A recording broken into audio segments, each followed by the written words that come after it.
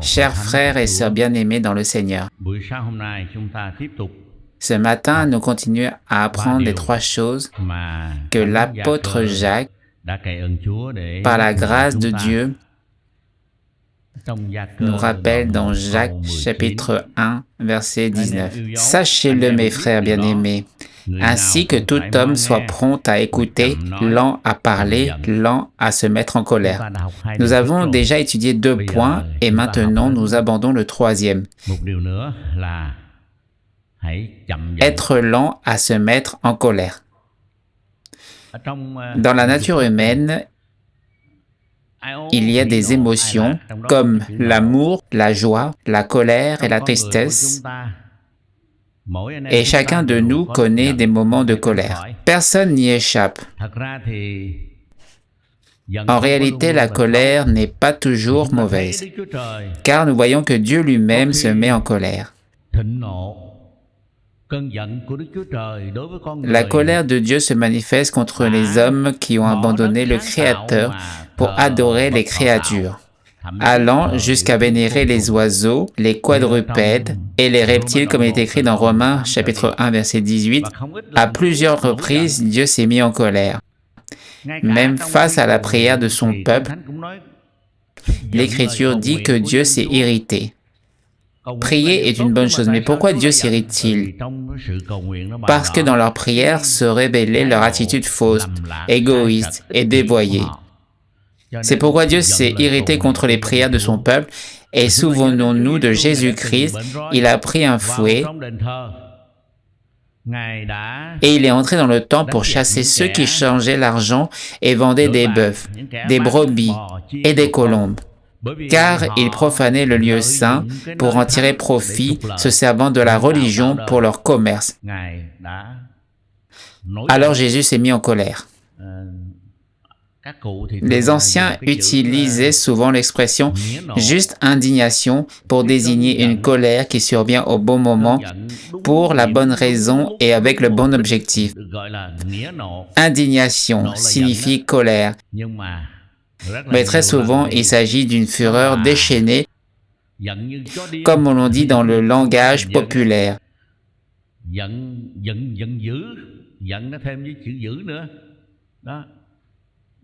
Une colère violente, brutale et agressive. Il y a des moments où une telle attitude de colère semble éveiller toutes les forces intérieures de l'homme. Sans colère, il est parfois impossible de mobiliser toute son énergie, surtout lorsqu'on est témoin de méchants qui font du mal aux justes ou qui oppriment les innocents. Alors, une sainte indignation s'élève pour affronter et traiter le problème. Dans ce cas, la colère peut être utile, car elle stimule toutes les forces nécessaires à l'action. Si l'on reste calme et indifférent, il serait difficile de réagir. Et dans l'Écriture, nous voyons bien des cas de colère chez les serviteurs de Dieu. Nous nous souvenons de Paul. Lorsqu'il arriva à Athènes, il vit que la ville était pleine d'idoles et son esprit fut irrité en lui. Aujourd'hui, si l'apôtre Paul venait en Amérique, il serait sans doute profondément irrité, car ce pays, bien qu'il soit de tradition protestante, est rempli d'idolâtrie sous toutes ses formes. Entrant dans le Capitole, on passe de salle en salle et l'on voit partout des images et des idoles. Et quel est le symbole des États-Unis? Une déesse, la déesse de la liberté. Mais selon l'Écriture, il n'existe aucun autre Dieu véritable. Seul le Seigneur est le Dieu suprême, et cette figure n'est rien d'autre qu'une idole. Aujourd'hui, l'Amérique est remplie de choses abominables et d'images idolâtres. Récemment, j'ai parlé avec un serviteur de Dieu venant des États-Unis.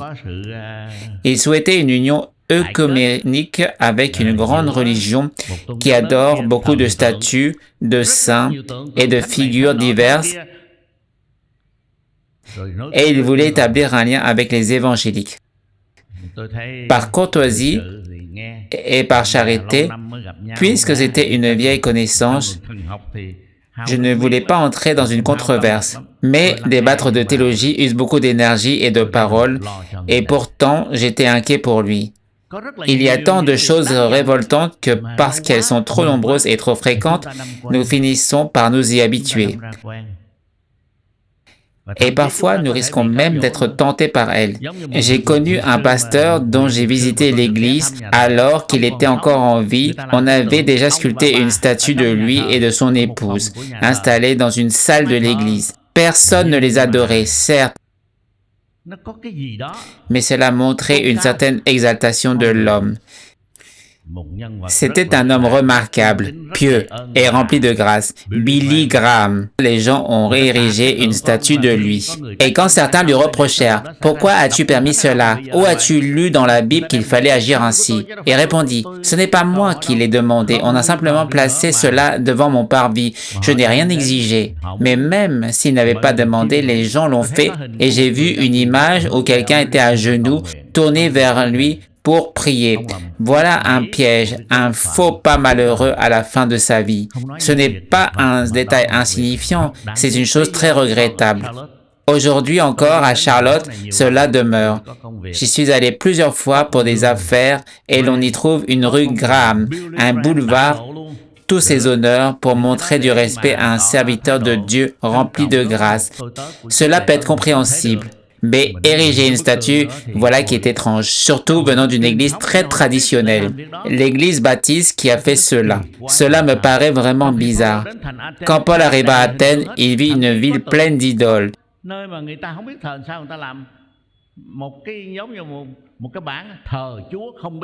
Il y avait même une statue dédiée à un dieu inconnu.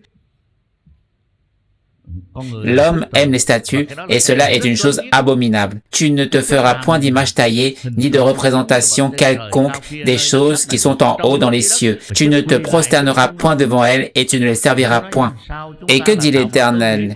Nous sommes des créatures merveilleusement formées par Dieu et pourtant nous nous prosternons devant du plâtre, du bois ou de la pierre. Cela provoque la colère de Dieu, de l'Ancien au Nouveau Testament. Ce n'est donc pas vrai que toute colère est mauvaise. Néhémie, à plusieurs reprises, fut en colère et il était un chef remarquable. Il s'irritait quand il voyait les pieux être opprimés, quand il voyait certains profiter de leur pouvoir en s'alliant avec les ennemis pour écraser les pauvres du peuple. Alors, il s'indigna. Cette indignation juste était nécessaire. Le Seigneur reproche aussi à son Église. C'est que tu laisses faire Jézabel, cette femme qui se dit prophétresse, enseigner et séduire mes serviteurs pour qu'ils se livrent à la débauche. Parfois se taire, c'est être complice d'une manière lâche,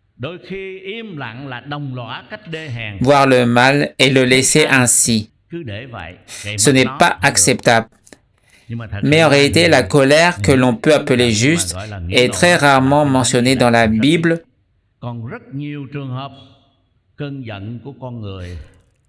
alors que de nombreux exemples de colère humaine sont mauvais, que ce soit dans leur but ou dans leur intensité. Dès le début, l'Écriture rapporte l'histoire de Caïn. Il se mit en colère contre Abel, puis cette colère mena à un meurtre. Caïn se jeta sur son frère Abel et le tua. Ainsi, la colère conduisit Caïn à tuer son propre frère et subit une conséquence terrible. Il ne connut plus jamais la paix. Caïn, l'un des tout premiers hommes sur la terre, fils d'Adam et Ève, tua son frère à cause de la jalousie. Cette jalousie mène facilement à la colère. Et l'apogée de la colère peut aller jusqu'à blesser ou tuer son propre frère. Dans la Bible, nous voyons aussi de nombreux cas semblables. Par exemple, les deux filles de Jacob, en arrivant à Sichem.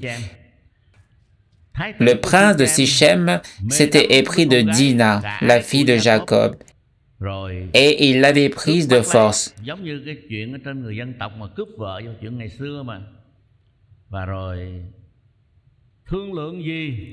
Ensuite, il voulait la garder pour épouse et disait, « Elle sera l'une des grandes femmes de notre pays. Nous vivrons ensemble en paix et nous vous donnerons de grands présents. » Ils firent semblant d'accepter, mais posèrent une condition, que tous les hommes du pays soient circoncis. Or, pendant que les hommes étaient dans la douleur, Siméon et Lévi prirent leur épée et tuèrent tous les hommes de la ville, puis emmenèrent les femmes comme captives. Jacob, avec son expérience, leur dit, « Vous me troublez en me rendant odieux aux habitants du pays, aux Cananéens et aux Phérésiens. Nous ne sommes qu'en petit nombre. Ils se rassembleront contre moi et ils me frapperont, et je serai détruit, moi et ma maison. » Une colère soudaine à cause d'un seul acte d'un prince entraîna le massacre de tous les hommes de cette ville. Et la colère des filles de Jacob entraîna de très grandes conséquences. Dieu, dans sa miséricorde, protégea la famille de Jacob et les Cananéens ne se liguèrent pas pour les attaquer, sinon il n'y aurait plus eu le nom d'Israël. Nous voyons que la colère de deux jeunes hommes mit toute la nation de Jacob dans une situation de trouble et de détresse. Plus tard, dans les bénédictions qu'il adressa à ses fils, Jacob rappela encore cet incident. Il parla de ses deux fils en disant que par leur colère, ils avaient tué et fait du mal aux habitants de Sichem, comme il est écrit dans Genèse 49, 6. En réalité, la Bible contient beaucoup d'exemples montrant que la colère a produit des choses mauvaises. Je ne citerai pas tout, de peur que cela n'imprègne trop nos esprits. J'ai lu certains passages, mais en réduisant parce que ce sujet est vaste. Dans le livre des Proverbes, il y a de très nombreux versets concernant la colère. On ne peut pas tout dire. La dernière fois, en parlant du sujet, de prendre le temps de parler, j'avais déjà cité beaucoup de versets bibliques et beaucoup d'idées et certains m'ont dit « Pasteur, cela nous embrouille trop, nous ne pouvons pas retenir. » Alors j'ai écouté et maintenant je réduis. Voyons maintenant dans l'Ecclésiaste chapitre 7 verset 9 « Ne te hâte pas dans ton esprit de t'irriter, car l'irritation repose dans le sein des insensés. » Un des signes de l'insensé, c'est qu'il se met facilement en colère. Certains pensent qu'en manifestant ainsi leur colère, ils prouvent leur courage, qu'ils sont forts, mais en réalité, les personnes nobles se mettent rarement en colère.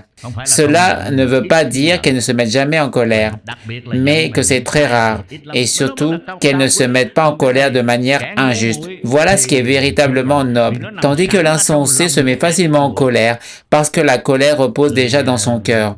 Les Français disent « la colère fait perdre la raison ». Et c'est vrai, nos moments les plus insensés sont souvent ceux où nous nous mettons en colère, car la colère enlève la maîtrise de soi et empêche la sagesse. Les mouches mortes infectent et font fermenter l'huile du parfumeur. Un peu de folie, surtout la sagesse et sur la gloire. Il y a des gens sages et honorables, mais il suffit d'un moment de folie dans la colère, d'un instant de perte de maîtrise de soi pour tenir leur réputation.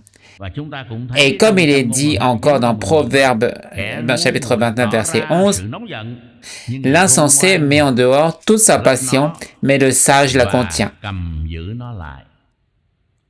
L'insensé met en dehors toute sa passion. Être prompt à la colère, se laisser facilement emporter, ce n'est pas une qualité acceptable, mais bien un défaut grave. La Bible parle clairement de ceux qui sont enclins à la colère. Ceux qui déversent sans cesse leur irritation manifestent en réalité leur folie. Les conséquences de la colère sont presque toujours mauvaises, quelle qu'en soit la cause. On se justifie souvent en disant « Je me suis irrité à cause de ceci ou de cela. »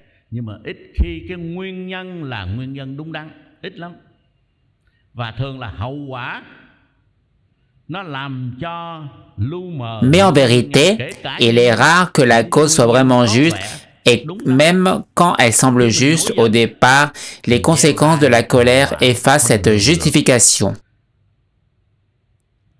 Comme nous l'avons déjà vu avec les filles de Jacob, qui irritées contre le prince de Sichem, ont agi d'abord avec une raison apparente, mais leur excès est un exemple clair de fruit désastreux, d'une colère incontrôlée. Dans notre Église, il y a eu un cas semblable. Souvent, nous n'hésitons pas à donner nos avis aux collaborateurs, collaboratrices. Mais un jour, lors d'une réunion de prière, je salue à tous comme d'habitude. Normalement, j'ai une salutation en retour, mais cette personne détourna le regard. Je ne laissais pas passer et plus tard je lui demandai « Pourquoi ne m'as-tu pas salué et détourné le regard ?»« Je me fâche, répondit-elle. Que pensez-vous si vous utilisiez cette intonation à votre patron? Même si je me suis senti irrité, j'ai dû rester poli. On ne peut pas montrer une attitude étrange ou agressive. La colère entraîne souvent des conséquences plus graves que la cause elle-même. Surtout dans le service du Seigneur, même parmi les serviteurs de Dieu, il faut conserver la courtoisie. Si un incident est important, il vaut mieux le réduire et le résoudre doucement. Garder une colère bouillonnante dans le cœur n'est jamais bon. Commencer par la colère conduit souvent au regret et ensuite, il faut demander pardon. Même quand on est en colère, savoir s'excuser est bénéfique.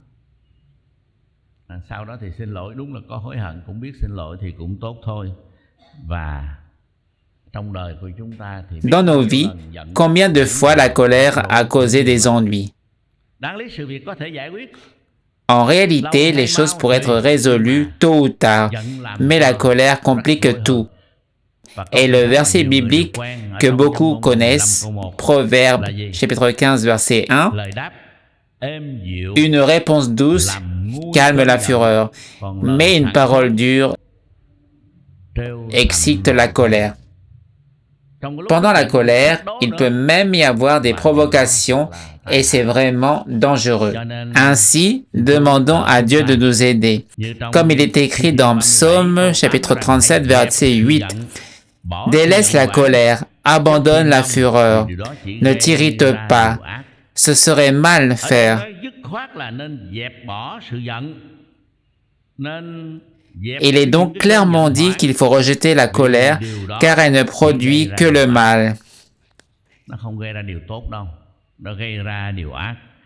Éphésiens chapitre 4 verset 31 dit que toute amertume, toute animosité, toute colère, toute clameur, toute médisance et toute espèce de malice soit ôtée du milieu de vous. Il faut absolument les jeter parmi vous. L'amertume, l'animosité, la colère, les clameurs. Oui, il est nécessaire de demander la grâce de Dieu pour les abandonner vraiment. En réalité, chacun a eu sa jeunesse, parfois impulsive et coléreuse. Le sang chaud et la colère peuvent facilement surgir, même à un âge avancé. Certains n'y renoncent pas. Mais demandons à Dieu qu'en grandissant dans le Seigneur, même dans 2 Pierre, chapitre 3, verset 18, mais croissez dans la grâce et dans la connaissance de notre Seigneur et Sauveur, Jésus-Christ. La grâce est donnée à ceux qui ne sont pas dignes, mais chaque jour, nous devons avancer dans la grâce, car si vous vivez selon la pensée, œil pour œil, dent pour dent, main pour main, pied pour pied, rendre le mal pour le mal et le bien pour le bien. Vivre ainsi ne rend pas heureux et ne plaît pas à Dieu. Ainsi, en grandissant dans le Seigneur, il faut progresser dans la grâce et dans la connaissance de Dieu, avancer particulièrement dans la grâce qui s'ajoute à la grâce.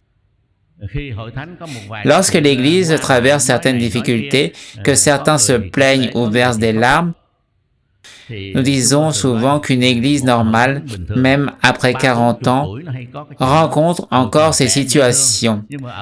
Au début, quand elle est jeune, Tout semble charmant, mais après 30 ans ou 40 ans, l'Église peut manifester de l'irritation, de la contrariété, de la colère et des ressentiments.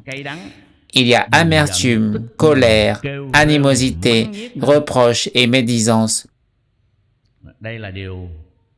Ce n'est pas seulement quand la fougue de la jeunesse est présente, mais même dans les couples âgés, les conflits surgissent encore, commençant par l'irritation, puis le reproche et enfin la médisance et le mal, causant du tort pour les histoires s'est passé depuis tant d'années. Quelqu'un a dit, en temps de guerre, on se blesse avec des épées. En temps de paix, on se blesse avec la langue. Une blessure physique met du temps à guérir, mais les paroles blessantes et les réprimandes peuvent durer longtemps, parfois toute une vie, et ne jamais vraiment cicatriser. Que le Seigneur nous aide à rester calmes dans les moments où nous sommes facilement irrités. Je me souviens toujours d'un ancien pasteur respecté, Tran Sun Hee, qui prêchait avec des gestes qui m'ont marqué. Ce qui est fait. Restez calme. Ne montrez aucun signe de colère. Et surtout, ne nourrissez aucune haine. Confiez la vengeance au Seigneur, car il n'est jamais injuste et agit selon la justice. Lorsque vous êtes blessé, prenez pitié de celui qui vous a fait du tort, car quiconque touche à vous touche à l'être même du Seigneur, et cette personne en subira les conséquences. Le Seigneur ne laisse rien impuni et ne tolère aucune injustice. Quand nous sommes véritablement chrétiens et que nous sommes blessés par les accusations ou des paroles malveillantes, nous serons bénis. Soyez joyeux et remplis de réjouissance, car votre récompense dans les cieux est grande. Aimez-vous cette grande récompense? En général, personne n'aime cela, car lorsqu'on est persécuté et que l'on subit des injustices pour votre nom, vous êtes bénis. Ainsi, restez silencieux, contemplez et savourez cette bénédiction.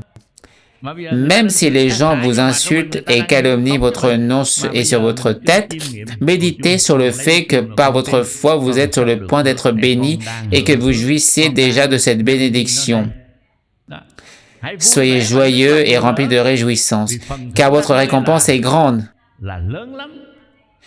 Retenez ce verset de mémoire, mais lorsqu'une situation survient, il n'est pas facile de l'appliquer. Quand on est calomnié et accusé à tort, il est difficile de voir la bénédiction. Mais la parole de Dieu est vraie. Que le Seigneur nous aide à rester calmes, à écouter attentivement avant de réagir, à parler lentement et à maîtriser notre colère. Car souvent on réagit avant même d'avoir entendu toute l'histoire, ce qui cause des problèmes. Écoutez d'abord, puis parlez et contrôlez votre colère pour éviter les conséquences. Les conséquences ne sont jamais bonnes. Ainsi, par la parole de Dieu, nous sommes rappelés à mettre de côté toute amertume, toute colère, toute irritation, toute calomnie et toute méchanceté. Comme l'a dit Jérémie, le ressentiment et la plainte doivent être abandonnés. Nous agissons au nom du Seigneur comme nous l'avons appris dans la leçon précédente. Nous sommes morts avec Christ sur la croix, donc l'ennemi peut frapper le corps mort, mais il n'y a aucune réaction. Si le Satan veut attaquer, il ne s'en prend qu'à un cadavre. Mais maintenant que je vis, ce n'est plus moi qui vis, c'est Christ qui vit en moi. Ainsi, si quelqu'un nous attaque, c'est lui qui subit les conséquences. Car Christ vit en moi. Que le Seigneur nous aide à rester pleinement calmes, à maîtriser notre colère, car l'Éternel est plein de miséricorde et de grâce. lent à la colère et riche en bonté, ne punissant pas toujours et ne gardant pas sa colère à toujours. Ici, il y a déjà le psaume 103:8.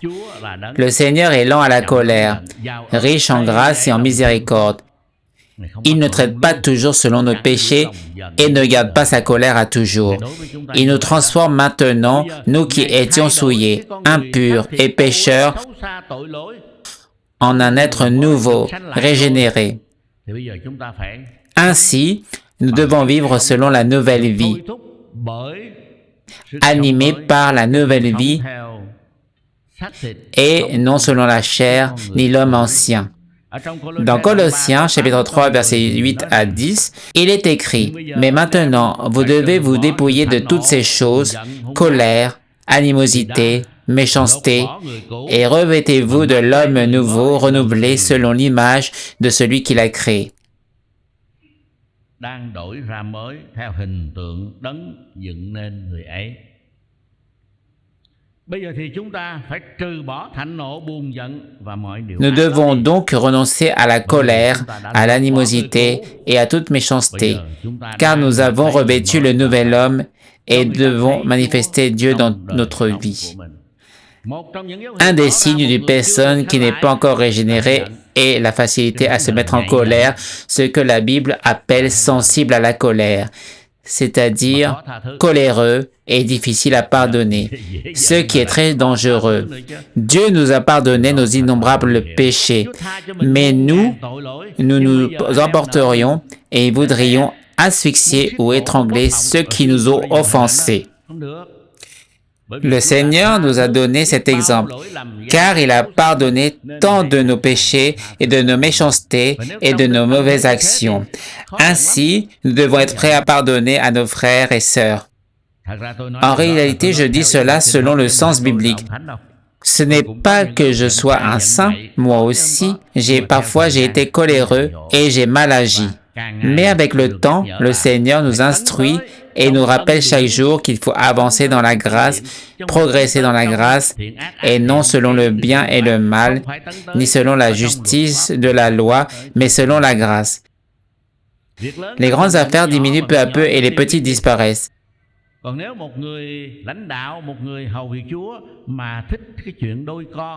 Si un leader, un serviteur du Seigneur, aime les disputes et les conflits, l'Église ressemblera à cela. Que le Seigneur nous rappelle que nous sommes au milieu de nombreux frères et sœurs et que nous devons produire des disciples semblables à nous avec un leadership habile mais sans agressivité. Si vous voulez être un bon leadership, maîtrisez votre soi. Je me souviens toujours de cette image à l'époque où j'étais au collège en 6e. Il y avait une compagnie de l'armée Hoa Hao qui s'était installée dans notre école à l'époque du gouvernement de Monsieur Dim. Un jeune homme de mon quartier peu instruit savait juste signer son nom un peu plus que Kok Ting Kung. Est devenu sergent grâce au nombre de recrues qu'il avait rassemblées. On lui donna le grade de sergent avant d'apprendre progressivement. Je me souviens que lorsque le détachement s'était installé dans notre école, un soldat était mécontent.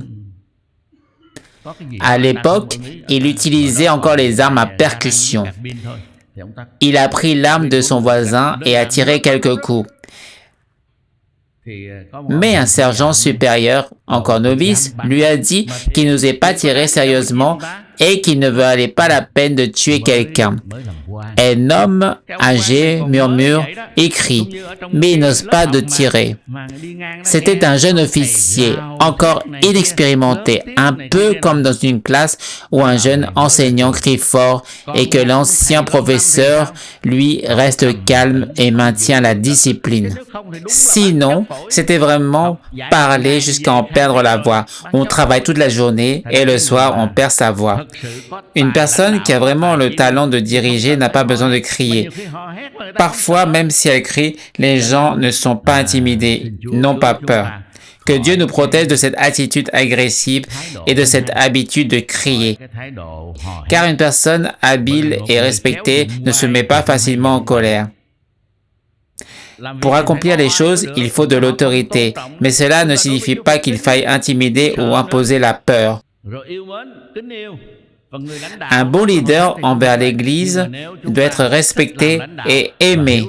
Mais si quelqu'un pense que diriger consiste à être parfois autoritaire ou agressif pour obtenir un poste, beaucoup ne se débarrassent jamais de cette habitude, même en vieillissant. Quelqu'un m'a dit en privé qu'un pasteur crie beaucoup et aime montrer son autorité. Je souris et je dis que je prends note. Mais jusqu'ici, ce pasteur n'a jamais crié contre moi en face. Oui, mais si tu n'es pas ici, pasteur, il nous montre son autorité, sa puissance. Je disais, cela n'est pas un héros, mais un idiot. Le complexe d'infériorité et le sentiment de faiblesse peuvent engendrer une attitude d'orgueil. On se sent faible et inférieur, et cela crée une attitude de supériorité. Ainsi, une personne noble possède généralement un cœur indulgent et un cœur capable de pardon. S'attacher à des disputes ou à des querelles ne fait que diminuer sa propre autorité et nuit à sa réputation. J'ai déjà beaucoup parlé et cité de nombreux passages bibliques, donc je pense qu'aujourd'hui nous devrions nous arrêter ici.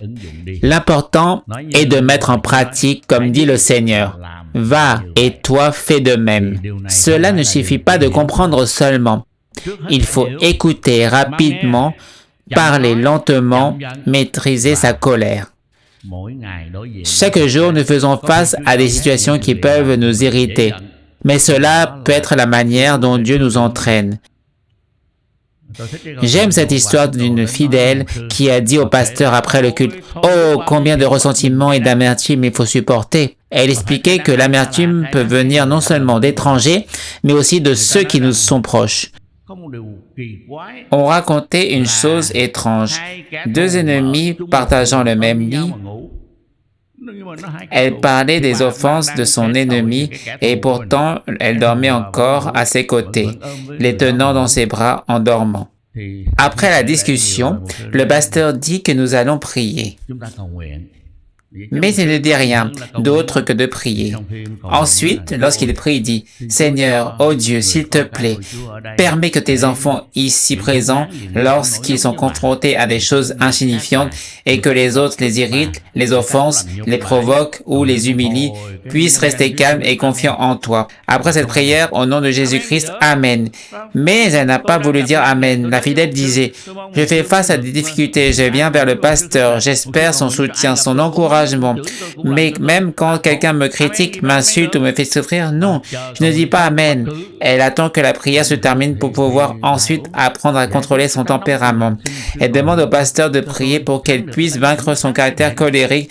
Pour vaincre, il faut faire ainsi. Il faut prier Dieu encore et encore pour pouvoir finalement vaincre. Moi aussi, je vous souhaite de vaincre votre caractère colérique et je me rappelle que je dois moi-même vaincre ma propre colère et mon tempérament irritable. Et parfois dans l'Église, vous voyez que l'âge engendre les habitudes. Le pasteur change de tempérament, devient plus difficile, plus colérique. Mais rappelez-vous que c'est une grâce, pas un ennemi. C'est un aide.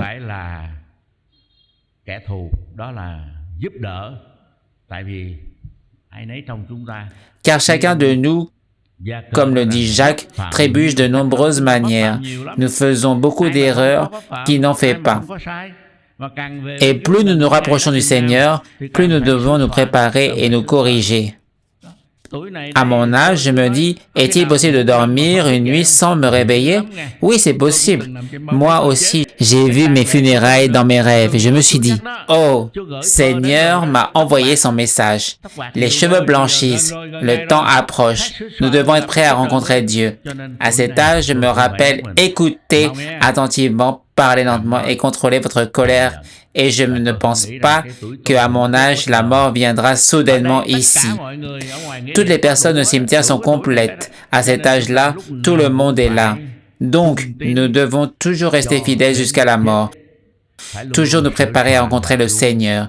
Il faut écouter attentivement, parler lentement et contrôler sa colère. Amen.